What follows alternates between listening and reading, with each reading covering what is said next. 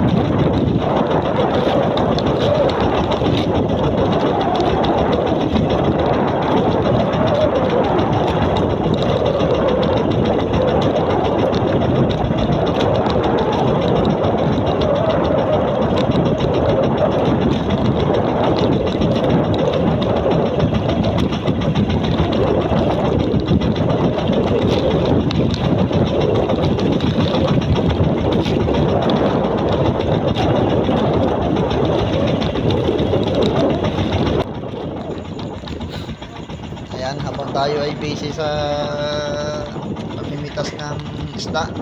Ayan, kita nyo gaano karami yung isda na pinipitas natin. Punong-puno yan yung ating inarya na labay o kitang. Ewan ko ng tawag dyan sa inyo. So, inoobserbahan natin yung ating hila dyan. So, ayan, nakikita nyo. Lumadali na ako dahil nakita kong lumulubog na yung ating hulihan.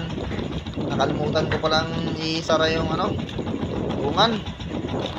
Ayan, bigla kong sinara at malakas ang pasok ng tubig.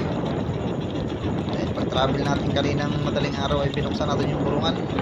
Sa madali din natin na isara kaagad. So, ayan, lutang na yung gumagamit sa hulihan. Sa pagkakataon na yan hindi pa tayo tapos maghila ng ating kawil. Yan, usok na yung makina at abot na ng tubig pero hindi pa rin namatay. Yan ang kagandahan sa dikodo, kahit na maabot na yung kalahati ng makina hindi pa rin mamatay. Ayan, tinawag ko na dyan yung sama ko, yung biyanan ko. Tinawag ko na kailangan na talagang limasan dahil hindi pwedeng hindi limasan at mahaba pa yung aking binabata. Ayan, alam nyo naman pagka medyo may edad na mahina na mag kilos at kailangan maingat dahil kita nyo ang alon, malikot ang alon, malakas ang hangin dyan. So ayan, dalawa na kami sa ulihan. Habang ako ay busy sa pamimitas, siya naman paspas din sa ano, paglilimas. Grabe nangyari yan sa amin. Buti na lang at mayroong bumpa tayo na gamit. Kung wala, talaga namang mahirapan. Grabe ang nangyari dyan mga kabising.